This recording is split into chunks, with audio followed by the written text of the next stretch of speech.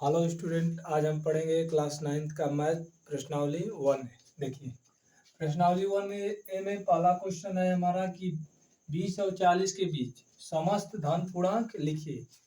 तो पूर्णांक किसे कहते हैं समझिए। पूर्णांक धन पूर्णांक बोला है तो पूर्णांक में जीरो भी आ जाएगा। गिनती के जितने भी अंक होते हैं सभी को हम लोग पूर्णांक कहते हैं। 1 2 3 4 ऐसे ही डाट डाट करके प्लस इन्फिनिटी तक जाएगा। ठीक, इधर आएंगे तो -1 -2 -3 ये डाट डाट करके माइनस इन्फिनिटी तक जाएगा। ये जाएगा माइनस इन्फिनिटी तक। अब देखिए इन्फिनिटी का मतलब होता है अनंत। ठीक, तो पूर्णांक में जीरो भी शामिल हो जाएगा, माइनस की सभी संख्या और प्लस के सभी संख्या, गिनती की सारी अंक शामिल हो जाएगी। तो बोला है कि 20 और 40 के बीच में समस्त सम धन पूर्णांक लिखिए। तो सम धन पूर्णांक का मतलब जो दो से विभाजित हो उसे हम लोग कहते हैं सम संख्या। तो सम धन पूर्णांक लिखना है तो इसके बीच में 20 और 40 के बीच में तो पहला हो जाएगा 22, 2 से 22 विभाजित हो जाएगा, 24, 26, 28, 30, 32, 34, 36, 38। देखिए 20 और 40 के बीच में ये सभी समधन पूर्णांक होंगे क्योंकि ये 2 से विभाजित हो जाएंगे। जो 2 से विभाजित होता है उसी को हम लोग बोलेंगे समधन पूर्णांक। दूसरा क्वेश्चन हमारा कहा है कि 1 से 10 तक अभाज्य धन पूर्णांक लिखिए। 1 से 10 तक अभाज्य धन पूर्णांक लिखिए। देखिए कहा है कि 1 से 10 तक अभाज्य धन पूर्णांक लिखिए। तो अभाज्य संख्या किसे कहते हैं? जो एक और स्वयं से कटे उसे हम लोग कहते हैं अभाज्य संख्या। जैसे एक सबसे छोटी अभाज्य संख्या 2 होती है। ठीक, 2 1 से भी कटेगा और स्वयं 2 से भी कटेगा। उसके बाद आएगा 3, क्योंकि 3 1 से कटेगा और स्वयं 3 से कटेगा। यही हम कहते हैं कि 9। तो 9 क्या है? अभाज्य संख्या नहीं है क्योंकि ये एक और स्वयं को छोड़कर 3 से भी कटेगी तो यह अभाज्य संख्या नहीं होगी। तो अब दिया है कि देखिए 1 से 10 तक अभाज्य धन पूर्णांक लिखिए। तो क्या लिख देंगे? 2, सबसे छोटी अभाज्य संख्या होती है 2। उसके बाद हो जाएगा 3, 5, 7। 9 नहीं लेंगे क्योंकि 9 एक और स्वयं को छोड़कर 3 से भी कट रहा है तो इसीलिए अभाज्य संख्या नहीं होगी। अभाज्य संख्या उसे कहते हैं जो एक और केवल स्वयं से कटे। तीसरा क्वेश्चन है हमारा। तीसरा क्वेश्चन है कि 2a + 1 का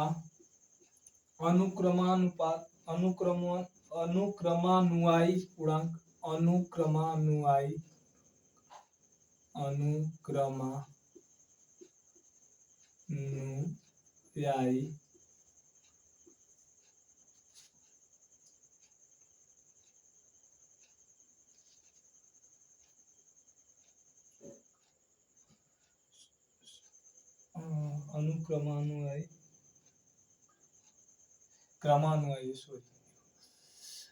2a + 1 का क्रमानुयायी पूर्णांक है। देखिए 2a + 1 का क्रमानुयायी पूर्णांक, तो क्रमानुयायी पूर्णांक उसे कहते हैं जो जिस संख्या, जैसे हम 2 का पूछे क्रमानुयायी पूर्णांक तो इसमें 1 क्या करेंगे? जोड़ देंगे तो 2 1 3। जैसे हम पूछे 4 का क्रमानुयायी पूर्णांक तो 4 + 1 5 हो जाएगा। तो क्रमानुयायी का मतलब कि अगर किसी भी संख्या का क्रमानुयायी पूछे तो उसमें क्या करेंगे? 1 जोड़ देंगे। तो पूछा है 2a + 1 का क्रमानुयायी पूर्णांक, तो 2a + 1 का क्रमानुयायी क्या हो जाएगा? इसमें 1 जोड़ देंगे तो हो जाएगा 2a 1 1 2, 2a + 2 हो जाएगा। ये हो जाएगा 2a + 1 का क्रमानुयायी, 2a + 2। ठीक, अगला क्वेश्चन देखिए चौथा कहा है कि 4/3 का योगात्मक प्रतिलोम 2/3 का 2/3 का योगात्मक प्रतिलोम ज्ञात कीजिए। अब देखिए 2/3 का योगात्मक प्रतिलोम पूछा है तो योगात्मक प्रतिलोम में क्या करते हैं? बस केवल चिन्ह विपरीत कर देते हैं। जैसे हम पूछे 2 का योगात्मक प्रतिलोम तो क्या हो जाएगा? -2। ठीक, अगर हम यही पूछते कि -5 का योगात्मक प्रतिलोम तो +5। ठीक, योगात्मक प्रतिलोम को चेक कैसे करते हैं? अगर योगात्मक प्रतिलोम रहेगा तो उसे हम लोग ऐड करेंगे तो 0 आ जाएगा, उसे जोड़ेंगे तो 0 हो जाएगा। जैसे 2 - 2 जोड़ेंगे तो इसका मान 0। -5 का योगात्मक प्रतिलोम 5 है, तो इसको चेक करते हैं -5 और +5, तो कितना आ गया? 0। तो योगात्मक प्रतिलोम में क्या करते हैं? केवल चिन्ह बदल देते हैं। तो दिया है 2/3 का योगात्मक प्रतिलोम होगा, तो 2/3 का योगात्मक प्रतिलोम क्या हो जाएगा? 2/3 का ऐसे लिखेंगे, 2/3 का योगात्मक प्रतिलोम कितना हो जाएगा? -2/3। ठीक, अब आते हैं अगले क्वेश्चन पर। अब देखिए 5वां क्वेश्चन क्या कर रहा है। योगात्मक प्रतिलोम में वही केवल चिन्ह विपरीत कर देते हैं।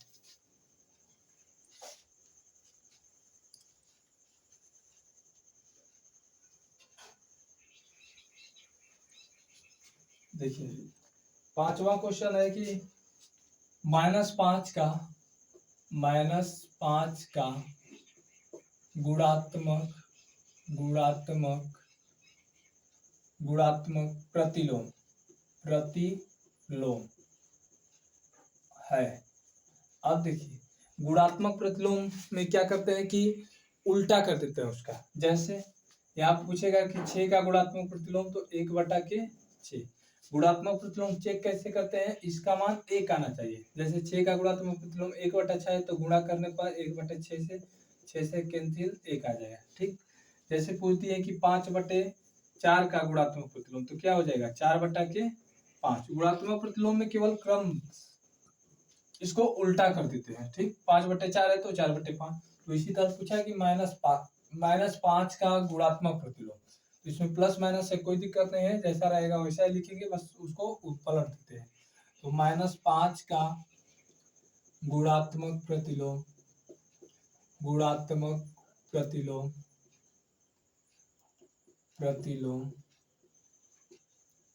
क्या हो जाएगा?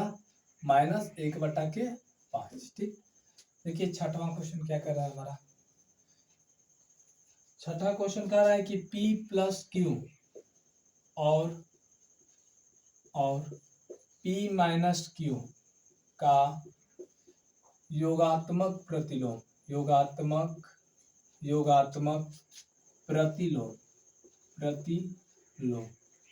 अब देखो P + Q और P - Q का योगात्मक प्रतिलोम हमें पूछा है, तो योगात्मक प्रतिलोम में क्या कर देते हैं? केवल चिन्ह विपरीत कर देते हैं। तो इसको हम कोष्टक में लिख सकते हैं ऐसे, कोई दिक्कत नहीं। इसको हम ऐसे ब्रैकेट में लिख सकते हैं, छोटे कोष्टक। अब इसके आगे आप लोग जानते हैं किसी का चिन्ह नहीं रहता है तो प्लस का चिन्ह आता है। तो योगात्मक प्रतिलोम में क्या करते हैं? केवल चिन्ह उसका विपरीत कर देते हैं। तो हो जाएगा P +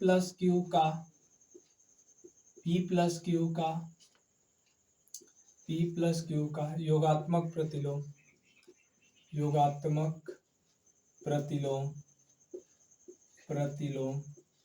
क्या हो जाएगा? -P + Q। ठीक, इसके आगे माइनस लगाते हैं। ठीक, केवल चिन्ह बदल देते हैं योगात्मक प्रतिलोम में। वैसे दिया है कि P - Q का योगात्मक प्रतिलोम, पुस्तक कैसे कर देंगे? का योगात्मक प्रतिलोम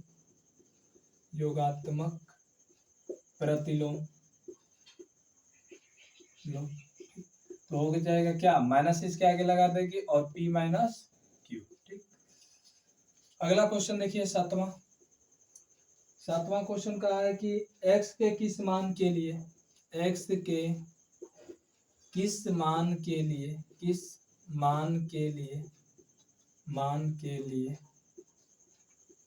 लिए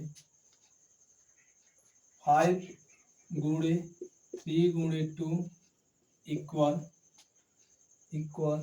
5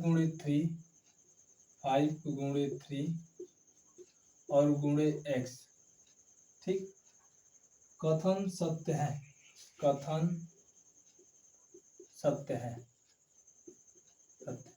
अब देखिए पूछा है कि x के किस मान के लिए, ठीक है ना, इतना कथन सत्य है। तो क्या करेंगे?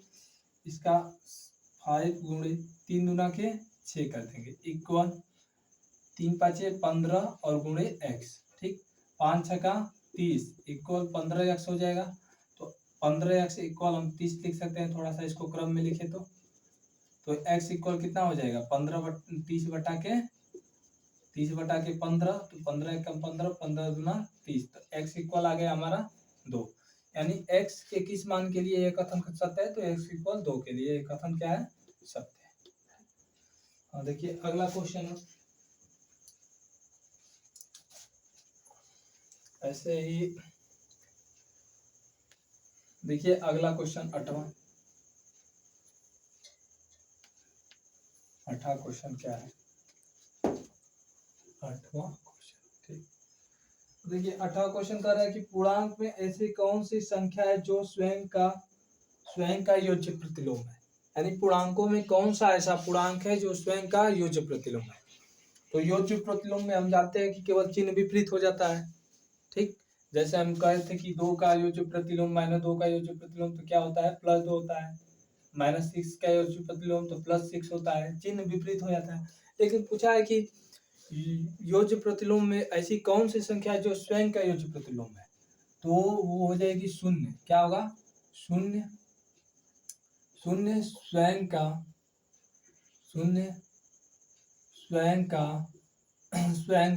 योज्य प्रतिलोम है, योज्य प्रतिलोम है। क्यों, क्योंकि 0 को न तो हम ऋणात्मक लिखते हैं न ही धनात्मक लिखते हैं, इसीलिए 0 का योज्य प्रतिलोम क्या होगा, 0 ही होता है। तो 0 स्वयं का योज्य प्रतिलोम है, ठीक।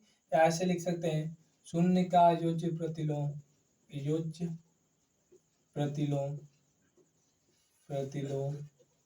इक्वल 0, क्योंकि 0 ही स्वयं का योज्य प्रतिलोम है। इसको माइनस प्लस में हम नहीं लिख सकते। देखिए 9वां क्वेश्चन है हमारा,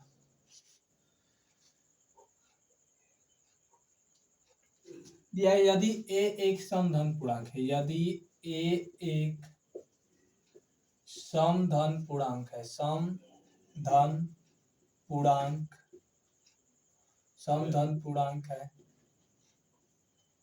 है, यदि a एक समधन पूर्णांक है, ठीक। तो बताइए कि संख्या,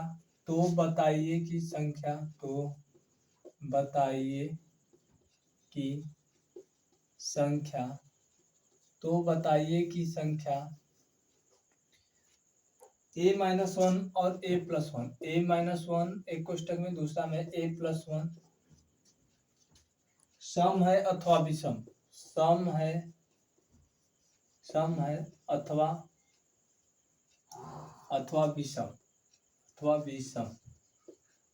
अब देखिए यहाँ पर दे दिया है कि a एक समधन पूर्णांक है, तो समधन पूर्णांक हम आप लोगों को पता है कि जो धनात्मक संख्या होती है उसी को हम लोग धन पूर्णांक कहते हैं, गिनती के जितने भी अंक होते हैं।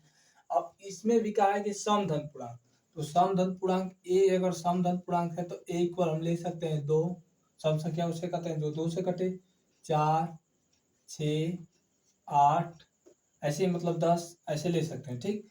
तो कहा है कि यदि a एक समधन पूर्णांक है तो बताइए कि a-1 और a+1 सम है अथवा विषम है। तो a इक्वल, अगर a समधन पूर्णांक है a इक्वल हम ले सकते हैं 2, 4, 6, 8, 10, ठीक। तो हम यहाँ चेक करेंगे a-1 एक कोष्टक में, दूसरा में a+1। अब a इक्वल हम चाहे 2, 4 कुछ भी रख सकते हैं। मान लो हम a इक्वल 4 रख रहे हैं, यहाँ पर a इक्वल 4 रखने पर, तो लिख दो ऐसे रखने पर, ठीक। तो a की जगह पर हम अगर 4 रखेंगे तो हो जाएगा 4-1 एक कोष्टक में, दूसरा में हो जाएगा 4+1, ठीक। इसका एक फार्मूला भी होता है, चाहे ऐसे भी हल कर सकते हैं या फार्मूला होता है, तो ऐसे ही हल कर लो। 4 में ले घटाएंगे 3 और गुणे 4, 1, 5, 3, 5, 15, तो 15 क्या आया है, सम आया है कि विषम आया है, क्या आ गया 15 विषम, ठीक। जैसे एक और चेक कर लो, a इक्वल मान लो हम 2 रख रहे हैं, a इक्वल 2 रखने पर, इस पर भी चेक कर रहे हैं, तो a इक्वल 2 रखने पर तो एक कोष्टक में a-1 है तो यानी 2-1 हो जाएगा, दूसरा में a+1 है यानी 2+1 हो जाएगा। इसको हल करेंगे तो 1 होगा, यहाँ कुछ का नीचे रहता है तो इंटू का चाहिए रहता है, गुणे का, और 3 हो जाएगा, तो कितना आ गया 3। तो यहाँ पर हम कह सकते हैं कि यदि एक समधन पूर्णांक है तो बताइए कि संख्या a-1 और a+1 सम है अथवा विषम, तो क्या हो जाएगी? संख्या a-1 और a+1 क्या है? विषम है। लिख देंगे संख्या a-1 तथा a-1 इंटू a+1 विषम है। क्या है? विषम है। ठीक। हाँ, अब अगला क्वेश्चन देखिए, सतवां क्वेश्चन देखिए, सॉरी 10वां क्वेश्चन देखिए, 10वां क्वेश्चन देखिए। 10वां क्वेश्चन कहा है कि संख्या रेखा व 5 और 7 का योग लिखिए। 10वां क्वेश्चन है कि संख्या रेखा पर 5 और संख्या रेखा पर 5 और 7 का योग लिखिए। योग लिखिए। देखो संख्या रेखा पर हमको दर्शाना है 5 और 7 का योग, तो एक तो संख्या रेखा मान लो खींच लेते हैं, यहाँ पर 0 ले लेते हैं। ठीक, यहाँ पर हो जाएगा 1 2 3 4 5 6 7। ठीक, और संख्या रेखा पर 5 और 7 का योग दर्शाना है। ठीक, तो देखिए 7 8 9 10 11 12 तक ले जाएंगे। और 5 7 का योग कितना होता है? ऐसे अगर हम लोग जोड़े इसको, योग निकाले तो 5 7 इक्वल कितना हो जाता है? 12 हो जाता है। तो संख्या रेखा पर हमें इसको दर्शाना है 5 और 7 का योग। तो यहाँ ले देखिए, यहाँ से 5 चले और यहाँ से 7 चले। ठीक, तो इसको ऐड करेंगे तो 5 और 7 कितना हो जाएगा? 12 पर जाएगा। तो इसको संख्या रेखा पर केवल दर्शा दो ऐसे, यहाँ से गिराएंगे इस पर और यहाँ से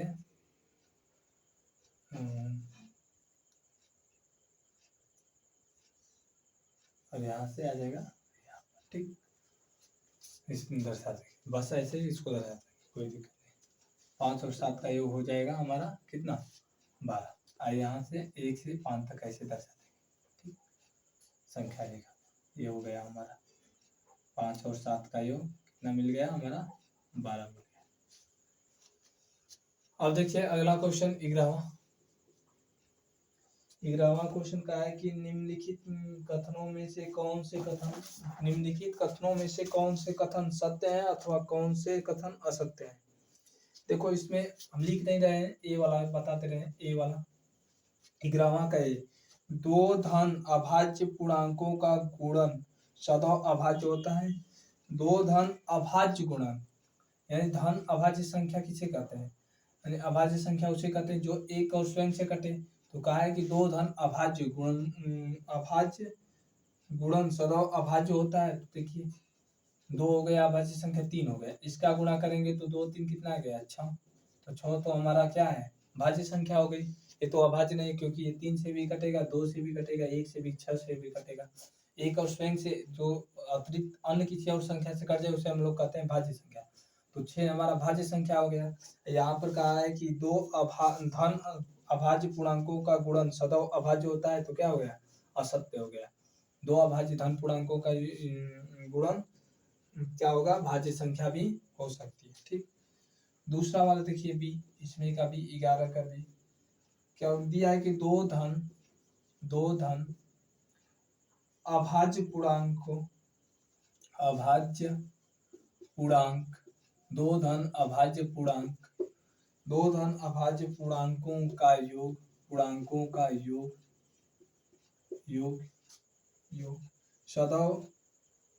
सदैव अभाज्य होता है। सदैव अभाज्य होता है। तो देखिए इसको सदैव अभाज्य होता है। तो दिया है दो धन अभाज्य पूर्णांकों का योग सदैव अभाज्य होता है। तो इसको भी चेक कर लेंगे। जैसे दो धन अभाज्य संख्या ले रहे हैं हम 3 और एक ले रहे हैं 5, इनका योग कर रहे हैं। 3 5 का योग कितना आएगा? 8। तो 8 तो हमारा भाज्य निकल गया। ठीक, तो ये भी क्या है? असत्य है। ये भी क्या है? असत्य है।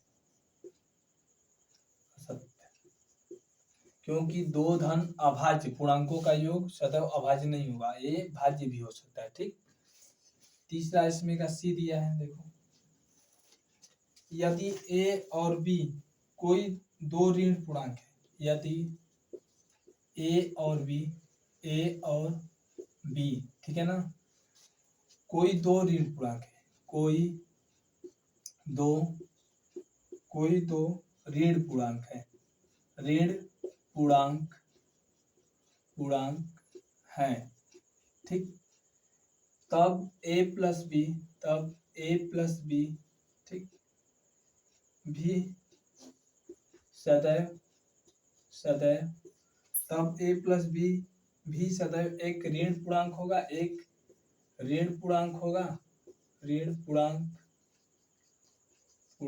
होगा, अब देखिए इसको क्या कहा है 11वां का सी वाला क्वेश्चन कि ए और बी दो ऋण पूर्णांक है, तब पूछा है कि ए प्लस बी भी सदैव एक ऋण पूर्णांक होगा। तो इसको चेक कर लेते हैं, दो ऋण पूर्णांक ले रहे हैं, मान लो ए इक्वल हम कोई ऋण पूर्णांक ले रहे हैं -2 और बी इक्वल कोई ऋण पूर्णांक ले रहे हैं -3।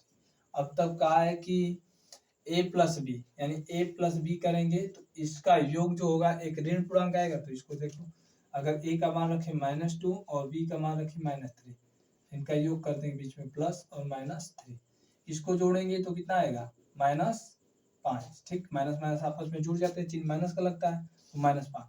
तो हाँ, यह कह सकते हैं क्या है, ये सत्य है, क्योंकि दो ऋण पूर्णांकों का योग, ठीक है ना, सदैव एक ऋण पूर्णांक संख्या ही होती है। ठीक, आप लोगों को समझ में आ रहा है। अब देखिए अगला क्वेश्चन पर चलते हैं। अगला क्वेश्चन हमारा बराबर क्या कर रहा है,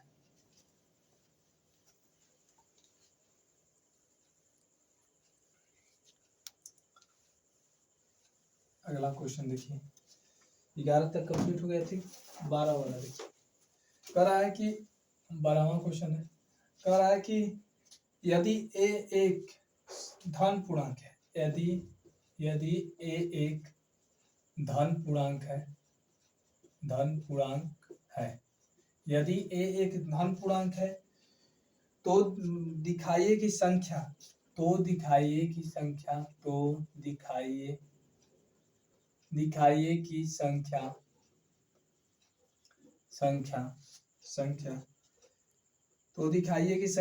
ए कोष्टक में a+1, ठीक, फिर कोष्टक 1 दूसरे में a+2 और तीसरे कोष्टक में a+3, ठीक, संख्या 24 से पूर्णतया विभाज्य है, संख्या 24 से पूर्णतया विभाज्य है। अब देखिए इसको समझिए ध्यान, कहा है कि यदि ए एक धन पूर्णांक है, ठीक, एक क्या है, धन पूर्णांक है, तो कोई भी हम लोग धन पूर्णांक ले सकते हैं, गिनती के अंक जितने भी होते हैं जो प्लस में आएंगे उसे हम लोग कहते हैं धन पूर्णांक। तो मान लो ए कोई धन पूर्णांक है तो दिखाइए कि ए कोष्टक में a+b into a+2 into a+3 क्या है, ये संख्या 24 से पूर्णतया विभाजित हो जाएगी। तो हम a इक्वल 2 लिख कर देख रहे हैं, ठीक, तो a की जगह हम 2 रखने पर, क्योंकि क्या है, दो भी एक धन पूर्णांक है तो ए धन पूर्णांक है तो इक्वल 2 लिख रहे हैं, चाहे 3 रखते हैं या 5 रखते हैं, 4 रखते हैं, कुछ भी रख सकते हैं रखने पर। तो एक ए कोष्टक में a+1, फिर दूसरे में a+2 और तीसरे में a+3। अब इसको चेक करते हैं, देखो 2 + 1 कोष्टक 1 कोष्टक में, फिर 2+2 कोष्टक 1 2 + 3 कोष्टक 1।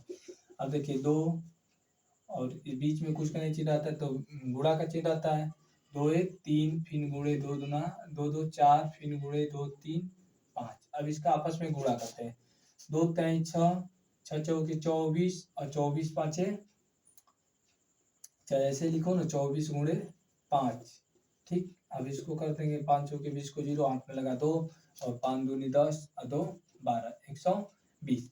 तो अब चेक करेंगे क्या संख्या इतना है हमारा मान रखने पर, अगर कोई सम धन पूर्णांक है तो इसको हल किए हैं तो हमारा 120 में बनना है।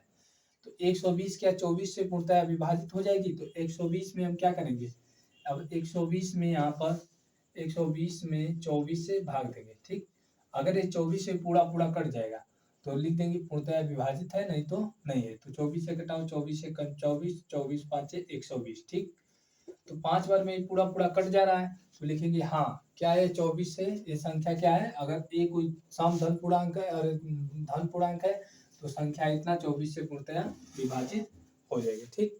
अब आते हैं देखो 13वां क्वेश्चन पर। 12 तक हो गया, अब देखो 13वां क्वेश्चन क्या कर रहा है। 13वां कह रहा है कि यदि ए एक सम धन पूर्णांक है और बी एक विषम धन पूर्णांक है, इसको लिख नहीं रहे हैं, हम ऐसे ही समझा दे रहे हैं, ठीक। ए इक्वल दिया है सम धन पूर्णांक, ठीक। तो सम धन पूर्णांक किसे कहते हैं, सम धन पूर्णांक उसे कहते हैं जो 2 से विभाजित हो। तो हो जाएगा 2, 4, 6, 8 ऐसे ही डाट डाट करके अनंत तक जाएगा, ठीक। और कहा है कि बी एक विषम धन पूर्णांक है, बी क्या है, एक विषम धन पूर्णांक है। तो विषम धन पूर्णांक क्या हो जाएगा, 2 से न कटे, तो 1, 3, 5, 7, 9 डाट डाट करके ऐसे छोड़ देंगे, ठीक। ये भी अनंत है। तो बताइए कि निम्नलिखित संख्याओं में कौन सी सम होगी। पहला दिया है हमारा, पहला दिया है ए स्क्वायर, फिर कामा लगा दिया है, फिर दिया है बी स्क्वायर, ठीक। उसके बाद कहा है ए प्लस बी, उसके बाद फिर कामा लगाया है ए गुणे बी, फिर कामा लगाकर ए कोष्टक में ए प्लस 1, दूसरे कोष्टक में फिर कामा लगाकर बी और बी प्लस 1। अब चेक करेंगे कौन सी इसमें संख्या, कहा है कि कौन सी संख्या सम होगी इसमें, ठीक। अगर ए कोई सम धन पूर्णांक है और एक विषम धन पूर्णांक है, तो ए इक्वल यहाँ पर अगर ए स्क्वायर है तो यहाँ पर रखेंगे ए स्क्वायर इक्वल ए का मान लिखेंगे, इसमें से कोई एक रख लो, 2 का स्क्वायर कितना आएगा 4, तो 4 क्या है सम धन पूर्णांक है, तो ए स्क्वायर हमारा क्या हो जाएगा सम संख्या हो जाएगी, ठीक। अब बी स्क्वायर वाला चेक करेंगे, जैसे बी स्क्वायर है तो हम बी इक्वल मान लो, बी इक्वल ले लेते हैं 3, तो बी इक्वल 3 लिए हैं, तो बी का स्क्वायर यानी 3 का स्क्वायर कितना होगा 9, तो 9 क्या है विषम संख्या है, तो ये हमारा समधन पूर्णांक नहीं होगा, बी स्क्वायर समधन पूर्णांक नहीं होगा। अब देखो ए प्लस बी चेक करते हैं, तो एक हमारा समधन पूर्णांक है, ए प्लस बी चेक करेंगे तो ए की जगह कोई सम संख्या रखेंगे 4 रख लो, और बी की जगह कोई विषम संख्या रख लो 1, तो 4 कितना आएगा 5, तो ए भी हमारा समधन पूर्णांक नहीं होगा, क्योंकि इसका योग कितना आ रहा है 5 आ रहा है, 5 क्या है विषम संख्या, इसलिए समधन पूर्णांक नहीं होगा। सम संख्या जो 2 से विभाजित हो जाए। अब इसको चेक करेंगे ए गुणे बी, तो ए की जगह हम 2 लेंगे, ठीक, क्योंकि समधन पूर्णांक है, तो ए गुणे बी की जगह कोई ले लो 3 ले लो, तो 2 3 6, तो 6 क्या है सम संख्या है, तो इसलिए ये भी क्या हो जाएगा समधन पूर्णांक हो जाएगा ए गुणे बी भी। अब इसको चेक करेंगे ए कोष्टक में ए प्लस 1, ए का मान कोई रख दो 2, फिर 2 प्लस 1। अब इसको देखो हल करेंगे तो 2 और 2 1 3, 2 गुणे 3 करेंगे तो कितना आएगा 6, और 6 क्या है एक समधन पूर्णांक है, तो इसलिए ये भी क्या होगा समधन पूर्णांक होगा।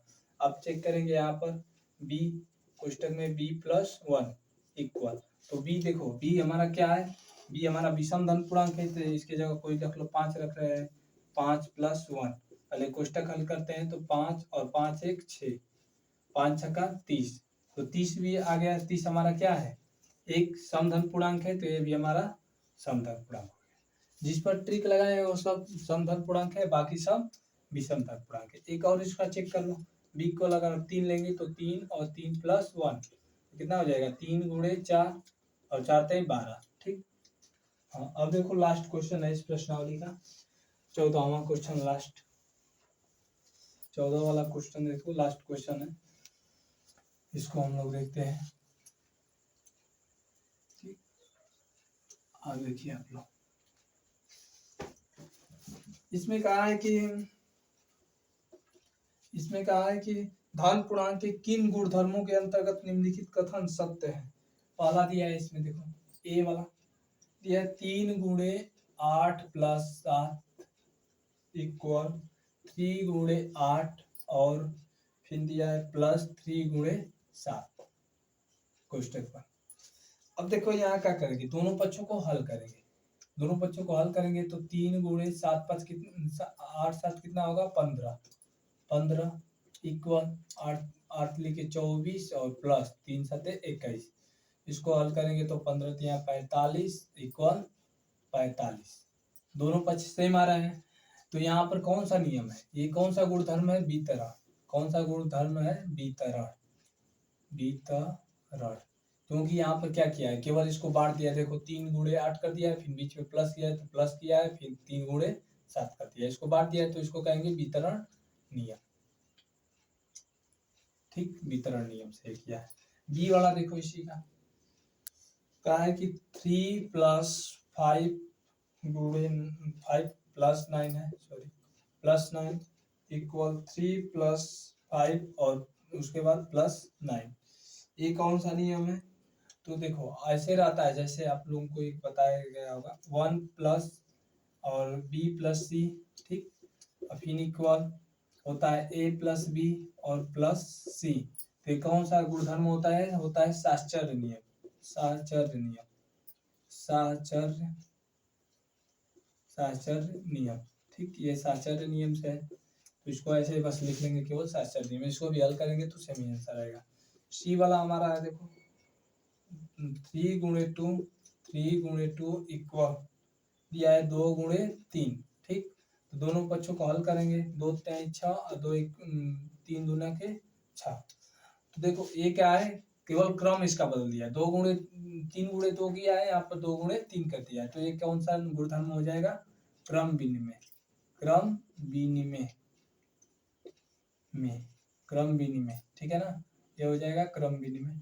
अब देखो आगे डी वाला है, 3 × 5 इक्वल a × 5, तो a इक्वल 3 होगा, तो ये कौन सा नियम हो जाएगा, निसरण नियम, इसको कहेंगे a का मान रख देंगे 3, तो देखो 3 × 5 और a इक्वल हमारा 3 दिया है तो 3 × 5 कर देंगे, दोनों का आंसर सेम ही आएगा, सेम है, तो ये हमारा होता है निसरण नियम,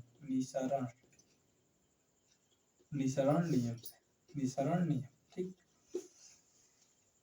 अब देखो लास्ट क्वेश्चन दिया है कि संख्या रेखा पर, लास्ट क्वेश्चन है 15वां, यही हम लिख रहे हैं, संख्या रेखा पर -5, -2, -0, 1, 2, 5 को दर्शाइए, ठीक, इतने को दर्शाना है संख्या रेखा पर, तो एक हम संख्या रेखा खींच रहे हैं ऐसे, ठीक, यहाँ पर शून्य रखेंगे 0 के राइट हैंड में चलने पर, ठीक है ना, यानी राइट हैंड मतलब होता है दायां पक्ष में चलने पर धनात्मक संख्या मिलती है, 1, 2, 3, 4, 5 तक है, 5 तक लिखेंगे, इसके बाईं ओर चलने पर क्या मिलता है, ऋणात्मक संख्या मिलती है, -1, -2, -3, -4 और -5 तक है, तो -5 तक लिखेंगे। अब संख्या रेखा पर इसको हमें दर्शाना है, तो दर्शा दिए, बस ऐसे ही बस दर्शा देंगे, छोड़ देंगे, इसमें कोई दिक्कत नहीं, ठीक। आप लोगों को कैसा वीडियो लगा कमेंट कर बताइए।